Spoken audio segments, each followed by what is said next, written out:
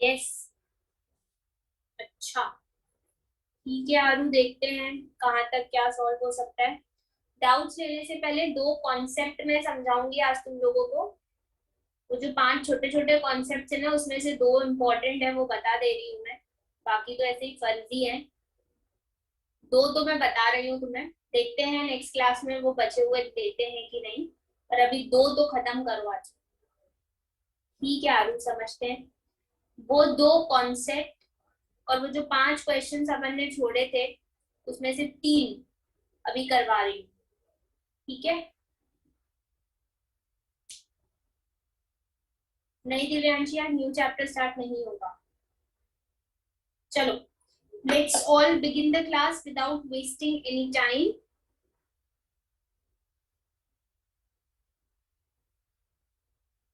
अच्छा, छोटी लग रही हूँ मैं ऐसा? ठीक है आरू। ठीक है, चलो। Close your eyes, everyone, and let's all pray to Almighty and seek His blessings. God, please bless all of us with lots and lots of positivity, faith, courage, patience, willpower, determination to overcome all the difficulties, hurdles that we come across in the life. Bless all of us with your wisdom and knowledge to face each situation of the life positively and wisely, and enable all of us to grasp and implement the teachings, the lessons that you teach us through these situations. Bless all of us with immense of willpower and determination to overcome all our negativities, anxieties, bad habits. क्या बोलते हैं, चेटी चंद जी लख लख बधाइयों। और जो मराठी बैठे हैं यहाँ पर, गुड़ी पड़ गुड़ी पड़वा की ढेर सारी शुभकामनाएं आपको।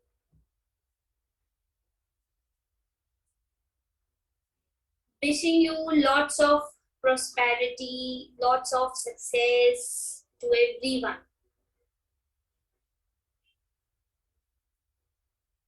ओके, चलो। वाह शिव प्रकाश।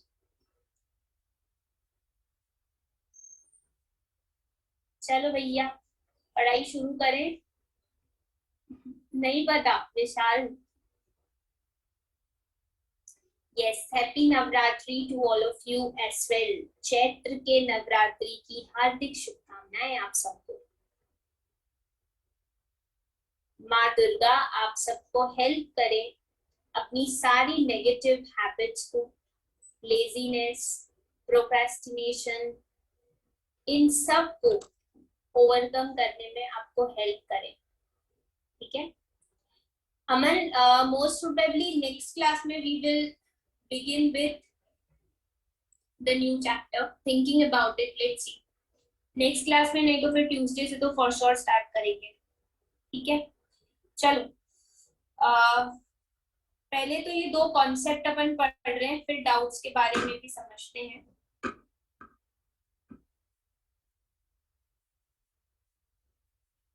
दीपांश, आज से रमजान स्टार्ट हुए, कुछ भी। रमजान अभी से कैसे स्टार्ट होंगे, तो आगे से स्टार्ट होता है ना।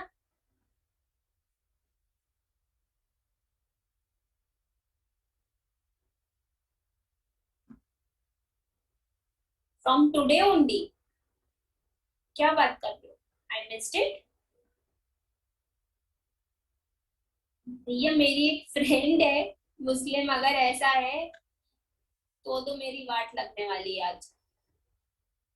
रमजान आज से अभी से कैसे स्टार्ट हो गया यार, ये तो थोड़ा लेट होता है ना, कल से स्टार्ट है। अच्छा, अच्छा अमल, चलो थैंक यू सो मच, तुम लोगों ने मुझे बचा लिया। अच्छा, हर साल एक महीने पीछे हो जाता है। अच्छा, okay Shashank, okay okay, thank you, तुम लोगों ने मुझे बचा लिया।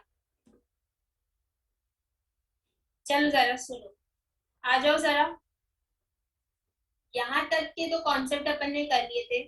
अब एक बहुत इंपॉर्टेंट कॉन्सेप्ट है, ध्यान से सुनो। लीजिंग, लीजिंग का कॉन्सेप्ट बहुत ज्यादा इंपॉर्टेंट है, लिसन वेरी केयरफुली। इसके ऊपर you can expect good questions, ये आपके स्कैनर में भी है।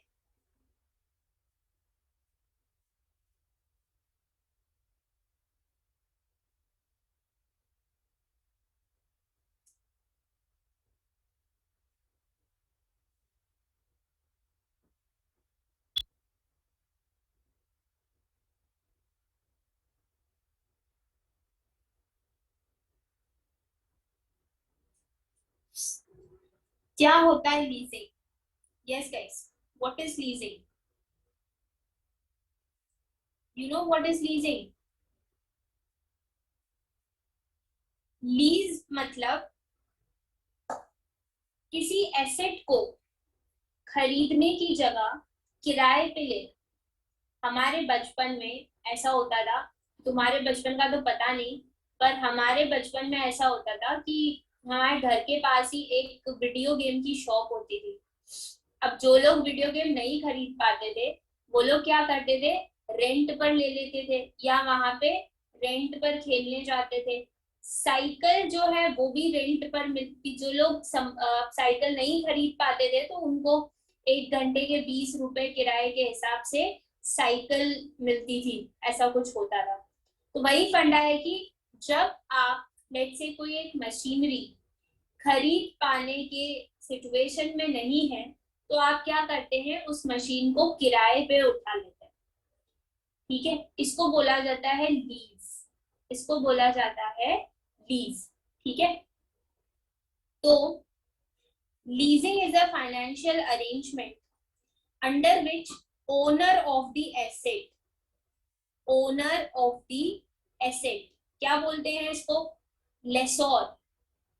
कुछ लोग इसको लेसर बोलते हैं, कुछ लोग इसको लेसोर बोलते हैं, अलग अलग प्रोनाउंसिएशंस है। बस इतना याद रखो कि लेसोर मतलब होता है जो एसेट का ओनर होता है, और जो उस एसेट को यूज करता है किराए पे उसे बोलते हैं लेसी। ठीक है, उसे क्या बोलते हैं, लेसी, कुछ लोग इसे लीजी भी बोलते हैं। ठीक है, बस रिमेम्बर दैट लेसोर मतलब ओनर और लेसी मतलब the one who is using it on rent. ठीक है, तो एक पर्टिकुलर टाइम पीरियड के लिए वो एसेट यूज करता है, और जितने समय के लिए वो रेंट पर एसेट लेता है उसको बोला जाता है लीज पीरियड। और जिस रेंट पर, जिस रेगुलर पेमेंट पे वो उस एसेट को यूज करता है उसको लीज रेंटल बोलते हैं, या लीज रेंट, क्या बोलते हैं उसको, लीज रेंट। ठीक है, जो भोपालीज हैं दे माइट बी नोइंग कि बीएचईएल की जितनी भी शॉप्स हैं वो लीज पर मिली हुई है, किसी ने भी उसको बाय नहीं किया है, it is available on lease. ठीक है, so is it clear, are you clear with the term, are you all clear with the term? Yes, ठीक है, लेसोर, लेसी, लीज पीरियड और लीज रेंट। ठीक है, अब ध्यान से सुनो, क्वेश्चन कैसा आता है, तुमसे ऐसे पूछा जाएगा कि क्या एसेट को खरीदना इज अ बेटर ऑप्शन या एसेट को रेंट पे लेना इज अ बेटर ऑप्शन, इस तरीके से क्वेश्चन पूछा जाता है। ठीक है, ध्यान से सुनो, जैसे क्वेश्चन है, पहले ये वाला करते हैं। Have a look guys, example number 37, A company is considering proposal of purchasing a machine either by making full payment of rupees 4,000 or by leasing it for 4 years at an annual rate of rupees 1250. Company के पास दो options है. Company is having two options. या तो आज 4,000 रुपए दे के machine खरीद लो, पहला ऑप्शन. या फिर मशीन को 4 साल के लिए लीज पे ले लो और हर साल का जो रेंट रहेगा वो कितना रहेगा, 1250. कंपनी के पास ये दो ऑप्शन. इनमें से कोई एक ऑप्शन उसे चूज करना है. या तो खरीद लो आज 4,000 रुपए देके, या 1250 सालाना रेंट लेके 4 साल के लिए मशीन को ले लो. ठीक है, आपसे पूछा जा रहा है कि कौन सा ऑप्शन बेटर है if company can borrow money at 14% compounded annually.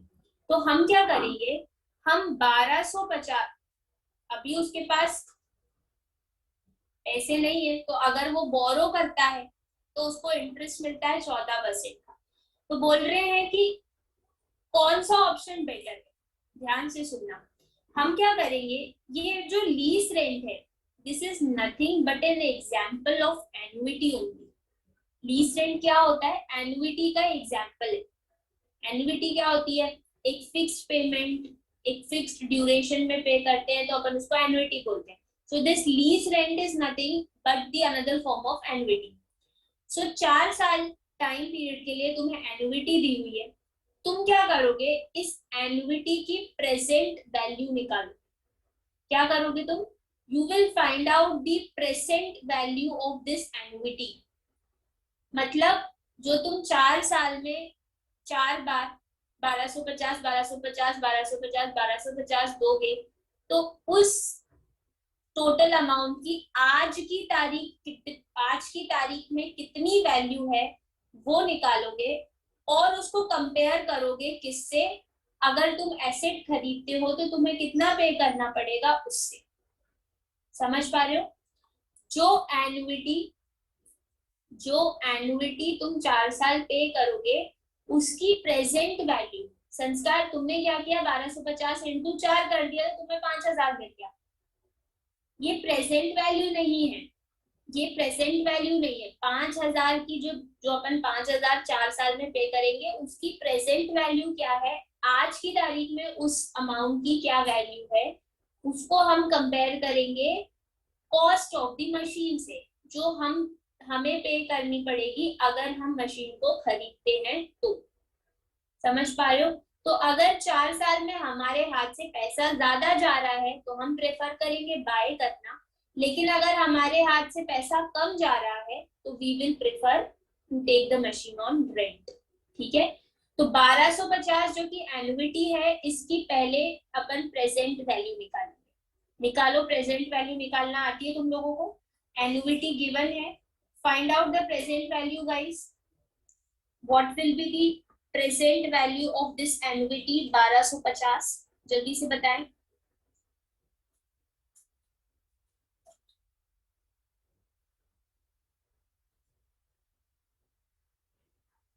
Yes, Kunal Ahirwar का आंसर आया है 364. कुछ डेसिमल में मिस्टेक करी है क्या, 3642.140 अदिति का आया है, कुणाल का आया है, आरू का भी ठीक है, अप्रोक्स चलेगा. ठीक है, ताहा, शशांक, अदिति चेक करो 1 2 कहां से आ गया. 3642.140 अपने वाले मेथड से आ रहा है ना, अपने वाले मेथड से आ रहा है ना सबका. पी फैक्टर आई फैक्टर वाले मेथड से कर रहे हो ना. हाँ, तो 3642.1 आ रहा है. तो ये प्रेजेंट वैल्यू है वो 1250 जो अपन 4 साल में 4 बार पे करेंगे. ठीक है, 3642 पे करेंगे और अगर अभी खरीदते हैं तो 4,000 देने पड़ेंगे. तो क्यों ज्यादा दें, 4 साल में कम देना पड़ रहा है ना. समझ पा रहे हो बात को. तो इसीलिए लीज पर लेना is a preferable option, lease पर लेना इज अ प्रेफरेबल ऑप्शन। समझ पा रहे हो, समझ पा रहे हो? Yes, got it.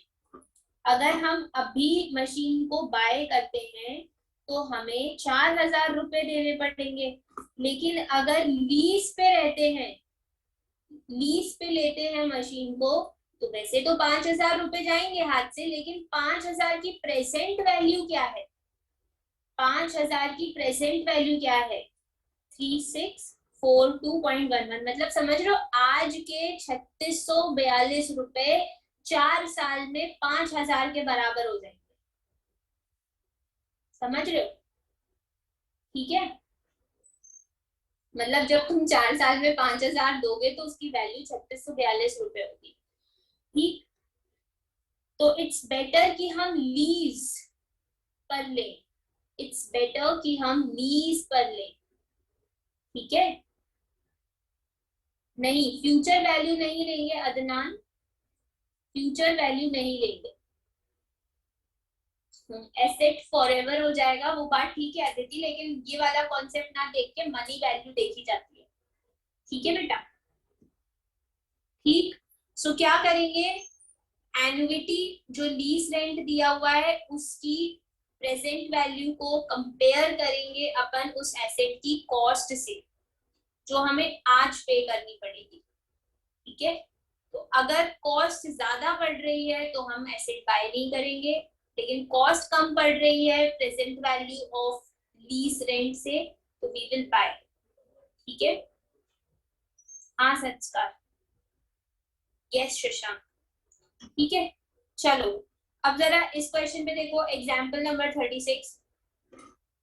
ABC limited wants to lease out an asset costing 3,60,000 for a 5-year period। Lease out an asset मतलब वो उसके पास खुद का एसेट है 3,60,000 का, तो वो क्या करना चाह रहा है, इस एसेट को किराए पे देना चाह रहा है।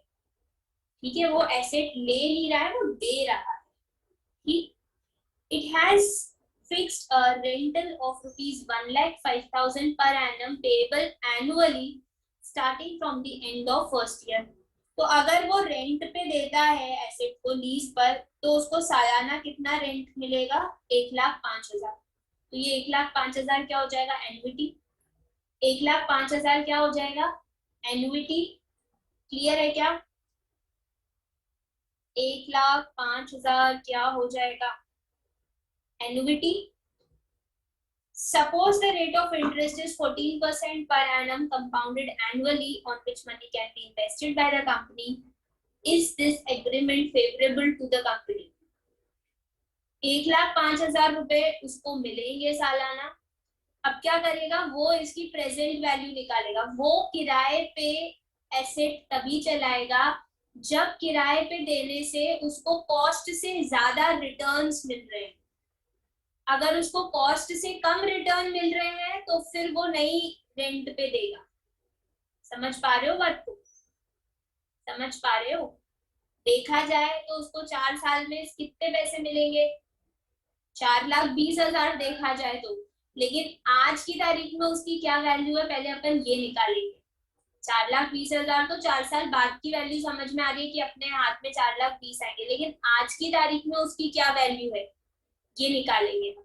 तो हम 1,05,000 को एनुइटी लेते हुए 4 साल के टाइम पीरियड के लिए 14% के हिसाब से प्रेजेंट वैल्यू निकालेंगे और उसको कंपेयर करेंगे उसकी कॉस्ट से, उसको कंपेयर करेंगे उसकी कॉस्ट से।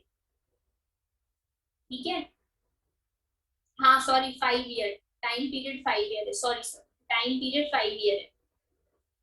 So guys, are you getting 360,473?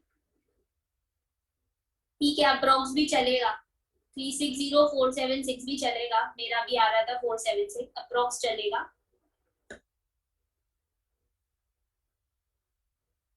ठीक है, तो देखो उसकी कॉस्ट 3,60,000 है, और 4 साल में उसको रिटर्न कितना मिल जाएगा, 3,60,473। तो 473 रुपए उसको ज्यादा रिटर्न मिल रहा है, राइट। 473 से उसको ज्यादा रिटर्न मिल रहा है, तो लीजिंग पे दे सकते हैं, लीजिंग पे दे सकते हैं। कि यहाँ पे देने वाला कॉन्सेप्ट है, लेने वाला कॉन्सेप्ट नहीं है। अगर यहाँ पे ये एबीसी लिमिटेड कंपनी देने वाली ना होके लेने वाली होती, तो फिर वो क्या करती, बाय करती। समझ रहे हो बात को, getting, are you getting the difference, are you getting the difference guys. यहाँ पर एबीसी लिमिटेड देने वाली कंपनी है, अपना एसेट किराए पे दे रही है, तो वो देखेगी कि कॉस्ट से ज्यादा अगर रिटर्न मिल रहे हैं तो वो रेंट पे देगी। लेकिन अगर एबीसी लिमिटेड मशीन रेंट पे लेने वाली कंपनी होती, लेने वाली कंपनी होती, तो वो ये ऑप्शन प्रेफर नहीं करती, वो खरीदना प्रेफर करती। ठीक है, ठीक है, समझ गए गाइस, आरू तुमको क्लियर है डिफरेंस, ठीक everyone.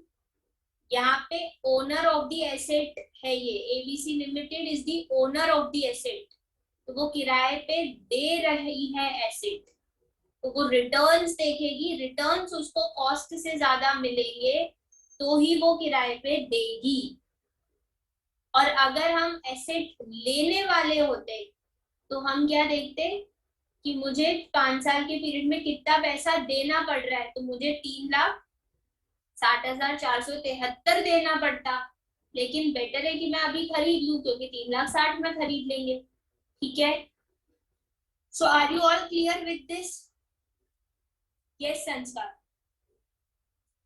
So are you all clear with this thing, lease सबको समझ में आ गया, ठीक। चलो, तो ये एक कॉन्सेप्ट हो गया लीज का, जो आप लोगों के साथ डिस्कस करना था। अच्छा, एक और क्वेश्चन, हाँ, कैपिटल एक्सपेंडिचर, यस आते, सेकंड जो चुन्नू मुन्नू टॉपिक है वो है कैपिटल एक्सपेंडिचर और इन्वेस्टमेंट डिसीजन। ठीक है, अब यहाँ पे क्या सिचुएशन आती है, यहाँ पर आपको बोलेंगे कि एक पर्टिकुलर मशीन खरीद रहे हैं अपन,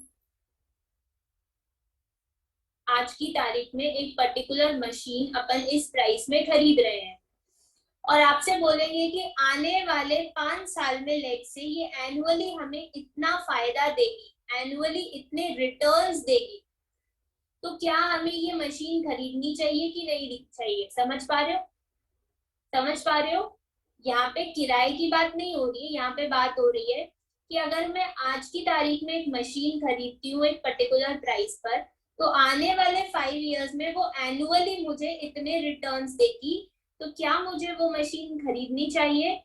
तो जितने वो एनुअल रिटर्न्स दे रही है, हम उसकी क्या निकालेंगे, प्रेजेंट वैल्यू, हम उसकी क्या निकालेंगे, प्रेजेंट वैल्यू। देखो, मशीन खरीदना मतलब आउटफ्लो, पैसा तुम्हारे हाथ से जाएगा, और सालाना वो तुम्हें जो बेनिफिट दे रही है, मतलब तुम्हारे पास पैसा आ रहा है, तो जो तुम्हारे पास पैसा आ रहा है तुम उसकी निकालोगे प्रेजेंट वैल्यू, और उसको कंपेयर करोगे मशीन की कॉस्ट से। तो अगर तुम्हें फायदा ज्यादा हो रहा है, इनफ्लो तुम्हारे पास ज्यादा आ रहा है, दैट मीन्स मशीन को खरीदना इज अ गुड ऑप्शन। लेकिन पैसा जा ज्यादा रहा है और आ कम रहा है, तो खरीदना is not a good option. समझ पा रहे हो बात को, समझ पा रहे हो भाई। हम किसी भी एसेट में पैसा फंसाते हैं तो हम यही देखते हैं ना कि आगे उससे कितने रिटर्न्स मिलने वाले हैं। फिक्स्ड एसेट, कोई बड़ा एसेट अपन खरीदते हैं, तो व्हाट डू वी सी कि हमें फ्यूचर में उससे कितने रिटर्न्स मिलने वाले, तो उससे जो भी रिटर्न्स मिल रहे हैं उसकी अपन प्रेजेंट वैल्यू निकालेंगे, और प्रेजेंट वैल्यू को निकाल के उसकी कॉस्ट से कंपेयर करेंगे। रिटर्न्स ज्यादा है तो वी विल बाय, रिटर्न्स कम है तो we will not buy. Got it, got it guys, yes. जैसे देखो, a machine can be purchased for ₹50,000। अगर मैं आज मशीन को खरीदती हूँ तो मुझे कितने पैसे देने पड़ रहे हैं? 50,000। Machine will contribute 12,000 per year for the next 5 years। Machine हर साल तुम्हें 12,000 रुपए देगी। देखने में तो लग रहा है कि 5 साल में 60,000 रुपए आ जाएंगे, लेना चाहिए। लेकिन ये 60,000 कोई प्रेजेंट वैल्यू थोड़ी ना है। 60,000 प्रेजेंट वैल्यू थोड़ी ना है। अपन क्या करेंगे, ये एनुइटी है 12,000, इससे अपन 5 साल के हिसाब से प्रेजेंट वैल्यू निकालेंगे और उसको इस कॉस्ट से कंपेयर करेंगे। समझ में आ गई बात? तो बोरोइंग कॉस्ट है 10% per annum compounded annually, determine whether machine should be purchased और नॉट। तो बताएं जरा, 12,000 एनुइटी है, 5 years एन है और आई है 0.10। तो how much is the present value? संस्कार, क्या लिखा है तुमने? How much is the present value? Are you getting this present value? 45,489. Are you getting this present value? आरु एक बार चेक करो। 45,489 अपने वाले मेथड से आ रही है?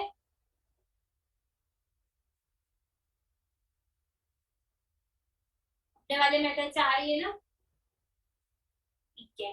तो भैया बताओ, अभी अगर मशीन खरीद रहे हैं तो 50,000 देने पड़ रहे हैं और 5 साल के समय में अपन को दे रही है 45,489। तो मशीन खरीदनी चाहिए कि नहीं खरीदनी चाहिए? खरीदनी चाहिए कि नहीं खरीदनी चाहिए? Kanika, this is something different method ना, इसके हिसाब से आंसर पे मत जाओ, सिर्फ लास्ट आंसर देखो तुम। मशीन नहीं खरीदनी चाहिए, ठीक है?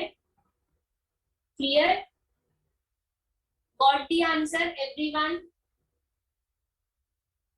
अब देखो example number 35, 39, this is very important question, important.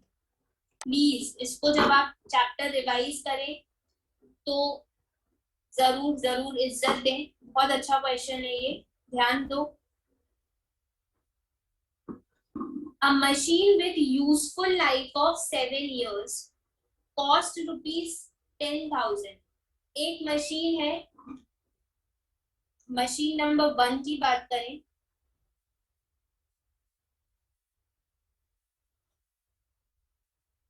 Cost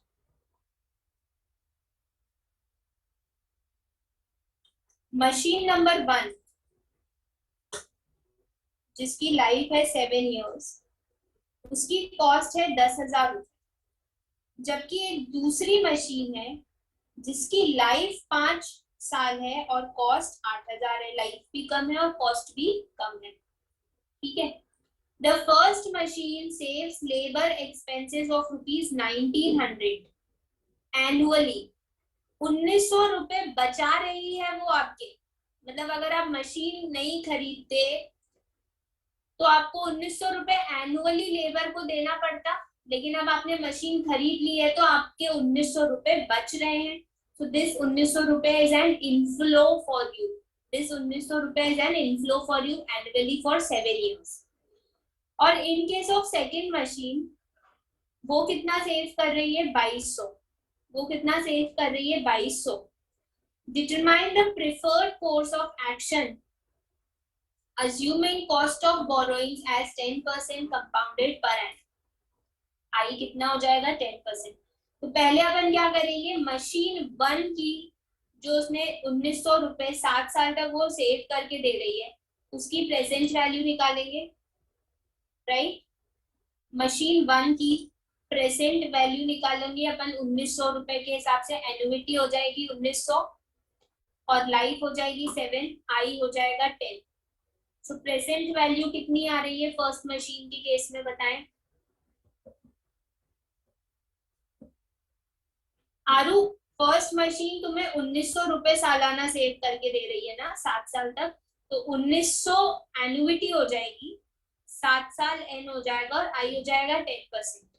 तो 1,900 7 साल के लिए 10% के हिसाब से कितनी प्रेजेंट वैल्यू आ रही है? 9250 आ रही है अप्रोक्स, 9250 अप्रोक्स आ रही है।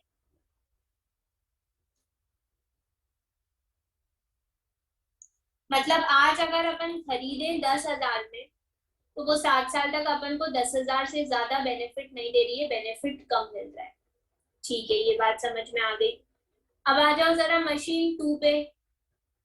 मशीन 2 आपको 5 साल तक 2200 रुपए सेव करके दे रही है। मशीन 2 आपको 5 साल तक 2200 रुपए सालाना सेव करके दे रही है।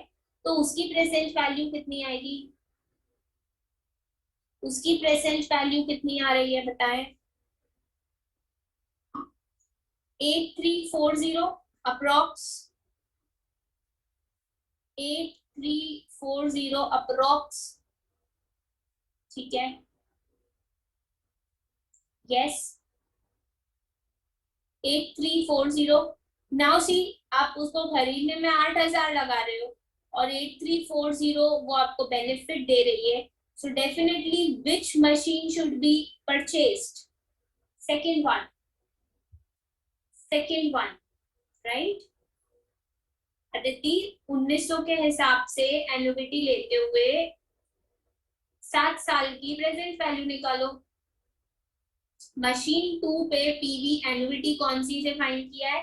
मशीन टू कितने पैसे बचा रही है बेटा? मशीन 2 कितने पैसे बचा रही है? 2200 रुपए बचा रही है ना। तो अपन मशीन 2 पे 2200 के हिसाब से पीवी निकालेंगे।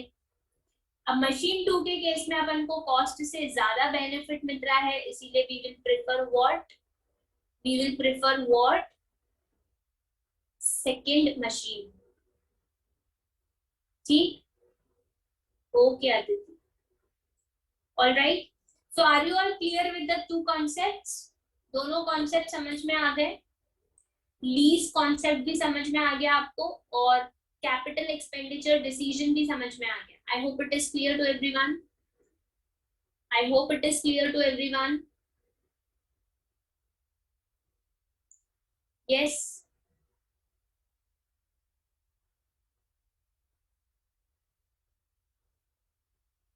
अब एक छोटा सा कॉन्सेप्ट है परपेचुइटी का, वो मैं आपको बहुत गहराई में नहीं बता रही हूँ, बट परपेचुइटी क्या होती है?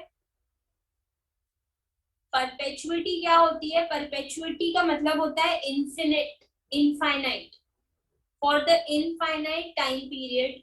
जब एक पर्टिकुलर रिटर्न्स आपको मिलते रहते हैं, नॉट डिफाइंड, है ना।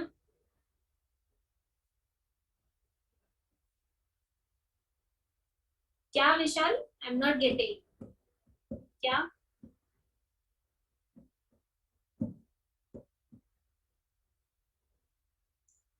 परपेचुइटी मतलब जब एक पर्टिकुलर अमाउंट की पेमेंट या रिसीव, एक पर्टिकुलर अमाउंट की पेमेंट या रिसीट चलती रहती है for the infinite period, there is no end of that, उसको बोलते हैं अपन परपेचुइटी। आपने लॉ में कंपनी की डेफिनेशन में पढ़ा है परपेचुअल सक्सेशन, सुना है ना?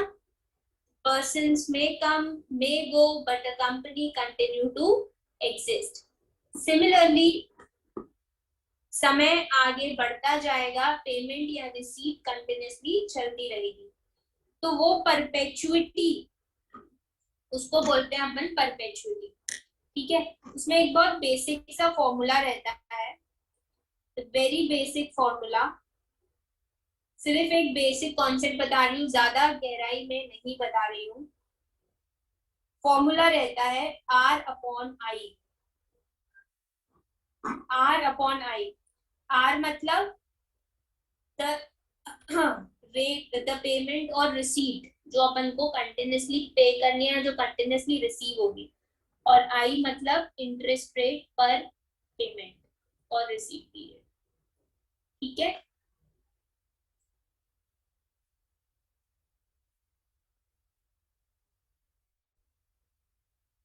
इसको एक बार और देख लेंगे, अभी मैंने बस आपको एक ग्लिम्स दी है। चलो अब जरा आओ, now we are left with net present value, nominal rate of return, CAGR। 3 और परपेचुइटी 4 और ये वैल्यूएशन ऑफ बॉन्ड तो ऐसे ही है। ये सारे जो बचे हैं ना वो इतने ज्यादा इम्पोर्टेंट नहीं है, बट फिर भी आई लास्ट राजेश सर की whether I have to take this, देख लेंगे, नहीं तो वी आर ऑलमोस्ट डन। अब जरा ए क्यू बी पर आओ। हाँ शशांक, ए क्यू बी पर आओ जरा।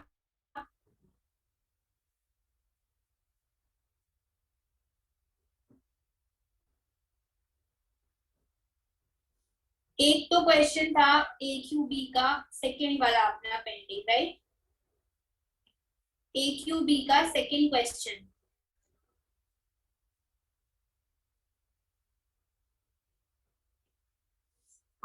देखो। हाँ,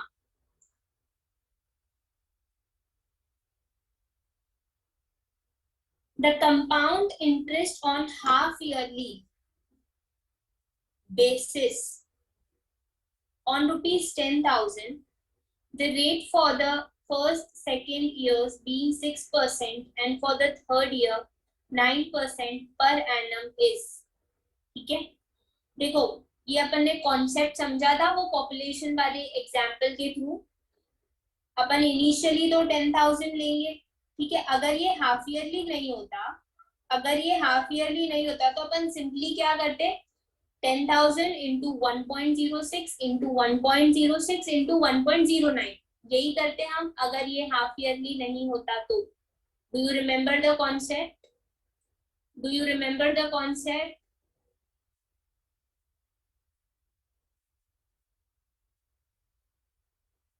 यस, अगर ये हाफ ईयरली नहीं होता, वो पॉपुलेशन वाला जो अपन ने सीखा था, अगर ये हाफ ईयरली नहीं होता तो हम डायरेक्टली 10,000 को इंटू 1.06 करते, फिर सेकेंड ईयर के लिए भी 1.06 था और थर्ड ईयर के लिए 9% है तो 1.09 कर देते।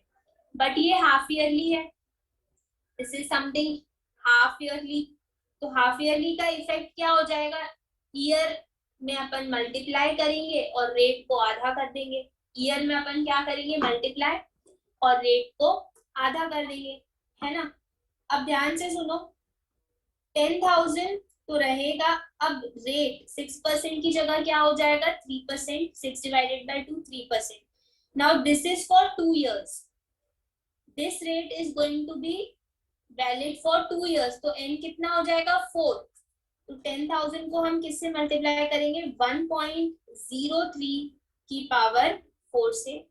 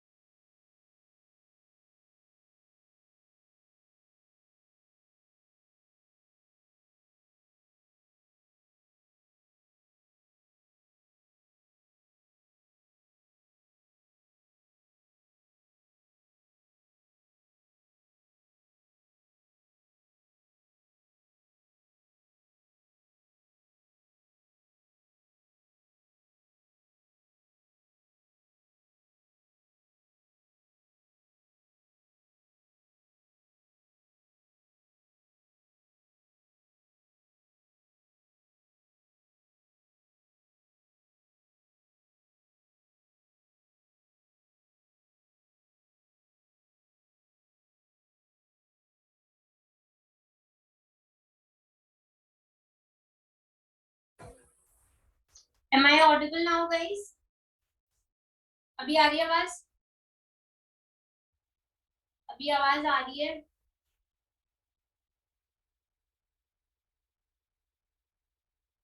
सुन पा रहे हो? चलो ठीक है। तो अपन थे, हाँ, तो पहले 2 साल के लिए रेट हो जाएगा 3%। पहले 2 साल के लिए रेट हो जाएगा 3%। तो पावर कितनी लग जाएगी? 4, क्योंकि हाफ ईयरली है। फिर नेक्स्ट ईयर के लिए रेट कितना है? 9%, तो आधा हो जाएगा 4.5, और एक ही साल के लिए है तो पावर कितनी हो जाएगी? 2। तो बस अब इसको सॉल्व करो, सॉल्व करो इसको। Guess how much you are getting on solving it? How much you are getting on solving? 12,290। 12,290। Yes. How much you are getting, guys? 12,290। Akanksha, 6% for 2 years है ना, तो रेट आधा हो जाएगा 3%, और 2 years है, हाफ ईयरली बेसिस पर है, तो 2 में 2 मल्टीप्लाई कर देंगे तो 4 की पावर लग जाएगी। ठीक है, this is amount for 2 years। ठीक है, and then this is amount for the third year. ठीक, अब कंपाउंड इंटरेस्ट अगर निकालना है तो एक तरीका है कि अपन ने अमाउंट निकाल ली, उसमें से प्रिंसिपल माइनस कर दूं। ठीक है, वो -1 वाला थोड़ा बहुत हेक्टिक हो जाएगा संस्कार। सिंपली अमाउंट निकालो और उसमें से प्रिंसिपल माइनस करो। तो अमाउंट निकल के आई 12,290। तो सीआई कितना हो जाएगा भाई साहब? 290। सीआई कितना हो रहा है? 290। तो अभी तक अपन यही कॉन्सेप्ट फॉलो कर रहे थे कि नियरेस्ट ही लेना है अपन। तो नियरेस्ट के हिसाब से what should be the correct answer guys? Nearest के हिसाब से what should be the correct answer? Option number B. Option number B. But आपको आंसर में डी दिया हुआ है, आपको आंसर में डी दिया हुआ है। तो some of the lecturers are of the opinion, क्योंकि आंसर्स सारे नियरेस्ट हैं तो इसीलिए एग्जैक्ट आंसर हमें ढूंढना है, इसीलिए नन ऑफ दीज है। बट अपन एक ही कॉन्सेप्ट फॉलो कर रहे हैं कि नियरेस्ट मतलब नियरेस्ट, तो 2287 नियरेस्ट है, इसीलिए option D is the correct answer. ठीक है, 2287, ऑप्शन नंबर बी। ठीक, चलिए। चवन, इंटरेस्ट 290 है। संस्कार नियरेस्ट ही फॉलो होना चाहिए एग्जाम में भी। राजेश सर ने भी आप लोगों को यही सिखाया है, राजेश सर ने भी यही बोला था, नियरेस्ट वाली चीज। ठीक है, ऑनलाइन स्टूडेंट्स क्लियर है? जयंत भाई तो बोल रही हूँ ऑप्शन डी दिया हुआ है, मेरे को पता है, ऑप्शन डी दिया हुआ है। देखो यार, नियरेस्ट के कॉन्सेप्ट के हिसाब से 2287 होना चाहिए, लेकिन अगर तुम ये कॉन्सेप्ट लगा रहे हो कि सारे ऑप्शंस नियरेस्ट हैं तो इसीलिए मुझे एग्जैक्ट आंसर चाहिए, तो फिर नन ऑफ दीज होगा। मैंने तुम्हें रीजन बता दिया, बी किस रीजन की वजह से होगा, डी किस रीजन की वजह से होगा। ठीक है, दोनों चीजें बता दी मैंने। ठीक, now moving to the next question guys. Now moving to the next question.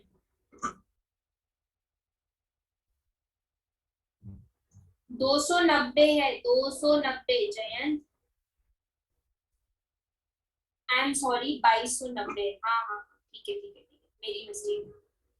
12,290 में से 10,000 माइनस करेंगे तो 2290 होगा, सॉरी। ठीक है, ओके जयंत, बाकी बच्चे भी ठीक है। 2290, 290 नहीं, 2290।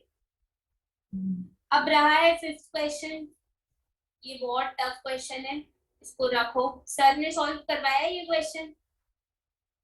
राजेश सर ने ये क्वेश्चन सॉल्व कराया है तुम लोगों को? No, some are saying yes, some are saying no. Last time कराया था? ओके, कराया है, ठीक है। Any easy trick that he might have given in this question?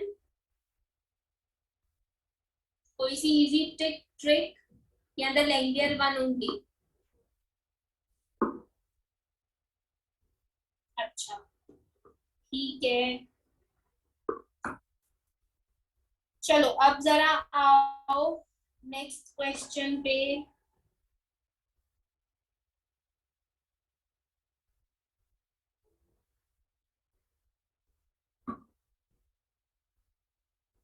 आओ जरा 14th क्वेश्चन पे।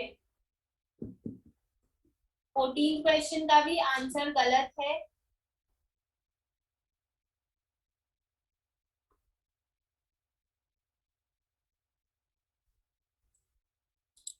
आदित्य तुम पर्सनली प्लीज ये पूछ लेना एक बारी, किस टाइप के क्वेश्चन में तुम्हें प्रॉब्लम हो रही है, पर्सनली पूछ लेना। Okay Aditya, okay. चलो क्वेश्चन नंबर 14, इसके भी आंसर में गड़बड़ है।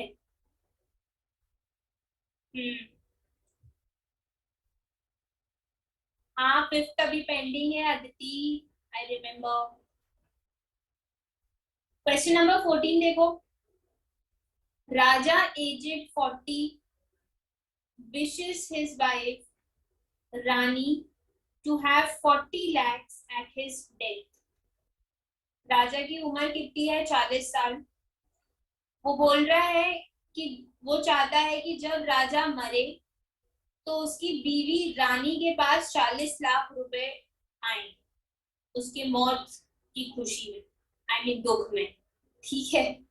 If his expectations of life is another 30 years, ठीक है, उसकी एक्सपेक्टेशन क्या है राजा की कि वो अभी 30 साल और जिएगा, तो वो चाह रहा है कि जब 30 साल के बाद वो मरे तो उसकी बीवी को 40 लाख रुपए मिले। तो अब वो आज से ही इक्वल एनुअल इन्वेस्टमेंट्स करने जा रहा है, आज से ही making equal annual investments commencing now at 3% compound interest per annum. So ये कौन सी एन्युइटी है? ये इमीडिएट एन्युइटी है, 3% कंपाउंड इंटरेस्ट रेट है। How much should he invest annually? तो ये 40 लाख क्या है? What is this 40 lakh? What is this 40 lakh? ये वैल्यू, ये पैसे उसको 30 साल के बाद मिलेंगे। So this is future value, this is future value and annuity immediate है, रेट है 3%। तो एन्युइटी इमीडिएट में फ्यूचर वैल्यू गिवन है, एन्युइटी निकालेंगे कैसे? हमने क्या सीखा था कि अगर एन्युइटी गिवन हो, हमें फ्यूचर वैल्यू पे जाना हो तो हम क्या करते हैं? एफ फैक्टर इंटू 1 प्लस आई करते हैं। इसमें एन्युइटी से फ्यूचर वैल्यू जाने के लिए। तो अब क्या करेंगे? फ्यूचर वैल्यू को इससे डिवाइड करेंगे तो एन्युइटी निकल के आ जाएगी। करो, फ्यूचर वैल्यू को इससे डिवाइड करेंगे। यस, 81628। यस आदित्य, सही आंसर। ये आपको ऑप्शंस में नहीं दिया हुआ है।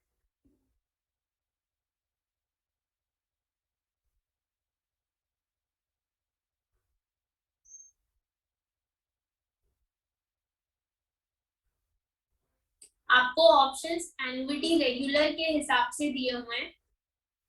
करेक्ट आंसर है 81628। ठीक है अरुणिमा,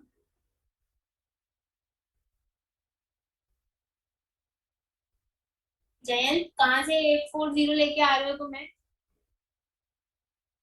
81, कुछ बच्चों का देखो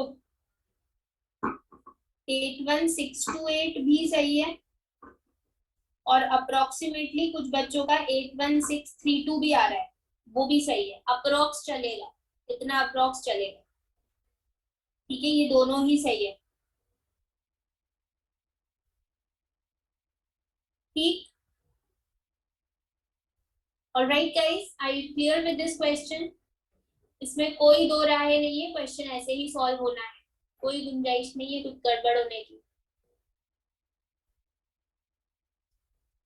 संस्कार ये नाव वाले में इमीडिएट ही आएगा बेटा, कौन से क्वेश्चन में रेगुलर है आप बताना, मुझे भेजना question. You have to find out f factor by annuity regular method only and then you have to multiply it by 1 plus I। हाँ शशांक चलेगा, दोनों ऑप्शन लिख दिए हैं मैंने, दोनों ही सही हैं, ये दोनों ही सही हैं। ठीक है, so I hope it is clear guys. Now left with 15th question, 5th question और एक और क्वेश्चन। टाइम हो गया, नहीं तो मैं 15th भी बता देती।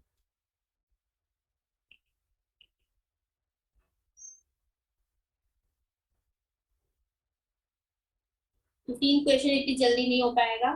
Will discuss this question in the next class. हाँ बुकलेट के डाउट्स भी बचे हैं, एक काम करना, मुझे बुकलेट के डाउट्स भेज देना। I'll open the group, okay? I'll ask Roshni ma'am to open the group and please send me the booklet doubts, okay? Okay. So you'll send the doubts by today. तब से open ही है ना? ठीक है। Okay, okay. चलो। Please complete the chapter. Please complete this chapter. Next class most probably would be the last class for this chapter. जो वो छोटे छोटे कॉन्सेप्ट बचे हैं, I will ask Rajesh sir, अगर वो इम्पोर्टेंट हैं तो I will discuss, otherwise I am not going to discuss those topics. ठीक है, Shiv Prakash I will tell which chapter, don't worry. ठीक है, so please complete this chapter, you are having a holiday tomorrow, Sunday है, तो please खत्म कर दीजिए chapter को। ठीक, चलो, okay guys, thank you so much, bye bye, have a good day, take care. हाँ शशांक मैं बोल दूंगी। ठीक है, चलो बाय।